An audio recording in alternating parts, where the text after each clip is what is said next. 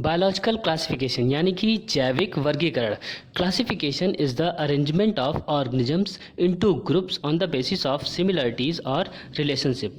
सरल शब्दों में अगर हम कहें तो जैविक वर्गीकरण एक ऐसी प्रक्रिया है जिसमें साइंटिस्ट ने ऑर्गेनिजम्स को यानी कि जीवों को उनकी समानता के आधार पर अलग अलग ग्रुप या समूह या कह सकते हैं अलग अलग किंगडम्स में बांटा। अब सवाल यह उठता है कि बायोलॉजिकल क्लासिफिकेशन का फ़ायदा क्या है। तो दोस्तों, अगर हम ऑर्गेनिजम्स या कोई भी जीव को उनकी समानता के आधार पर अलग अलग ग्रुप्स में बांट देते हैं तो उनका अध्ययन करना काफ़ी आसान हो जाएगा।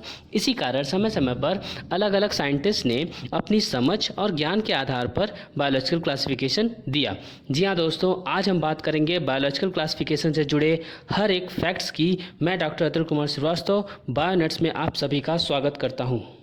तो दोस्तों, सबसे पहले हम बात करते हैं अरिस्टोटल, जिन्हें कि हम अरस्तु भी कहते हैं। ये पहले साइंटिस्ट थे जिन्होंने लिविंग थिंग्स यानी कि सजीव चीज़ों को ऑर्गेनाइज किया और फर्स्ट क्लासिफिकेशन सिस्टम दिया, जिसमें उन्होंने सभी नॉन ऑर्गेनिजम्स को दो भागों में बांटा। पहला प्लांट यानी कि पादप और दूसरा एनिमल यानी कि जंतु।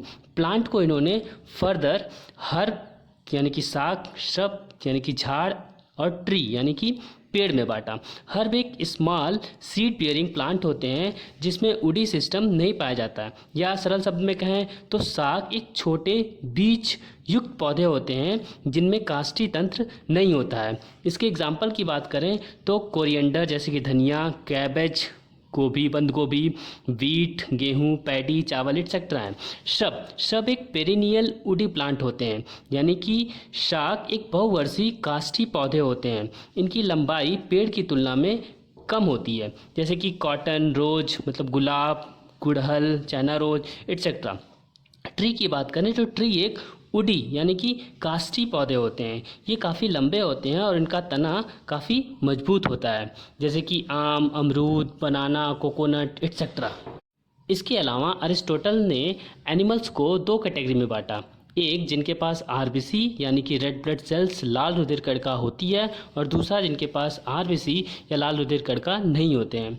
आरबीसी ब्लड का एक मुख्य हिस्सा होता है जिससे हमारे ब्लड या खून का रंग लाल दिखाई देता है।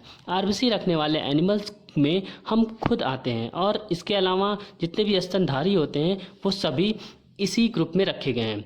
और दूसरा आरबीसी ना रखने वाले एनिमल, जिसमें सबसे बेस्ट एग्जाम्पल अर्थवर्म का होता है।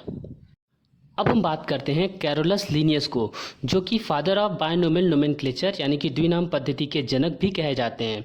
इन्होंने 1735 में अपनी पुस्तक सिस्टेमा नेचुरी में टू किंगडम क्लासिफिकेशन दिया। इन्होंने सभी प्रकार के लिविंग ऑर्गेनिजम्स यानी कि सजीवों को उनके न्यूट्रिशन यानी कि पोषण और लोकोमोशन यानी कि गमन के आधार पर दो भाग में बांटा और टू किंगडम क्लासिफिकेशन दिया। पहला प्लांटी, जिसे वेजिटेबलिया भी कहते हैं, और दूसरा एनिमेलिया। प्लांटी में इन्होंने नॉन मोटाइल यानी कि जो गमन ना कर सकें और ऑटोट्रॉफिक न्यूट्रिशन वाले ऑर्गेनिजम्स यानी कि स्वपोषित जीवों को रखा, जिसमें बैक्टीरिया, अल्गी, प्लांटी और फंजाई आते हैं। इसके अलावा एनिमेलिया में उन्होंने मोटाइल और होलोजोइक न्यूट्रिशन वाले ऑर्गेनिज्म को रखा, जिसमें सभी प्रकार के एनिमल रखे गए। इसके साथ ही हम दो किंगडम क्लासिफिकेशन की डीमेरिट्स भी देख लेते हैं। इस क्लासिफिकेशन की सबसे बड़ी डीमेरिट ये थी कि ये फोटोसिंथेटिक और नॉन फोटोसिंथेटिक ऑर्गेनिजम्स में, यूनिसेलुलर और मल्टीसेलुलर ऑर्गेनिज्म में यानी कि एक कोष की और बहुकोष की जीवों में, और प्रोकैरियोटिक और यूकैरियोटिक जीवों में डिफ्रेंशिएट नहीं कर पाता था। अब बात करते हैं अर्नेस्ट हैकेल साहब की, जो कि एक जर्मन फिलासफर थे। इन्होंने 1866 ईस्वी में थ्री किंगडम क्लासिफिकेशन दिया। इन्होंने प्लांटी और एनिमेलिया के अलावा एक नए किंगडम को ऐड किया जिसका नाम रखा गया प्रोटिस्टा। प्रोटिस्टा में हैकेल साहब ने वो सारे ऑर्गेनिज्म रख दिए जो प्लांटी और एनिमेलिया में फिट नहीं बैठ रहे थे, चाहे वो एनिमल हो या प्लांट, फोटोसिंथेटिक हो या ना, यूनिसेलुलर हो या मल्टीसेलुलर। इसलिए प्रोटिस्टा के अंतर्गत इन्होंने प्रोटोजोन, फंजाई, बैक्टीरिया ये सभी रखे।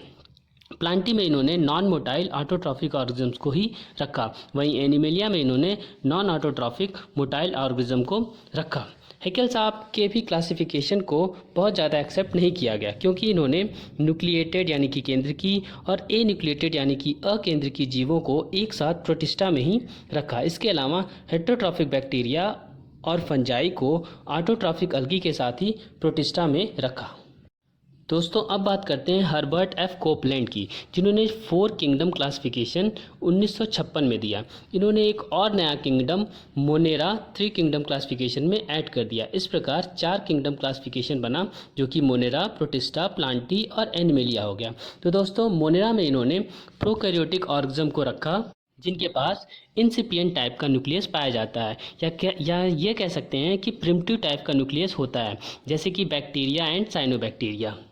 प्रोटिस्टा में इन्होंने यूनिसेलुलर यूकैरियोटिक ऑर्गेनिजम्स यानी कि एक कोष की यूकैरियोटिक जीवों को रखा, जैसे कि यूग्लिना, डायनोफ्लैजलेट एटसेट्रा। प्लांटी में इन्होंने मल्टीसेलुलर यूकैरियोटिक फोटोसिंथेटिक ऑर्गेनिज्म को रखा, जैसे कि अलगी, ब्रायोफाइट, टेडोफाइट, जिम्नोस्पर्म, एंजियोस्पर्म। और एनिमेलिया में इन्होंने multicellular eukaryotic non photosynthetic organism में रखा, जो कि सभी प्रकार के एनिमल होते हैं। तो इस प्रकार दोस्तों हमने बायोलॉजिकल क्लासिफिकेशन की स्टार्टिंग से लेकर 2 किंगडम, 3 किंगडम, 4 किंगडम क्लासिफिकेशन को बहुत अच्छे से पढ़ लिया। इसके बाद 5 किंगडम और 6 किंगडम क्लासिफिकेशन हम अपने अगले वीडियो में देखेंगे। तो दोस्तों थैंक यू सो मच मुझे सुनने के लिए। अगर आपको ये पसंद आया तो ज़रूर लाइक करें और शेयर करें, और नेक्स्ट पार्ट बायोलॉजिकल क्लासिफिकेशन का देखने के लिए हमारे चैनल्स को सब्सक्राइब करके घंटी बजाना ना भूलें। फिर मिलेंगे बायोनेट्स में और भी इंटरेस्टिंग टॉपिक के साथ। तब तक के लिए खुश रहिए, स्वस्थ रहिए और पढ़ते रहिए।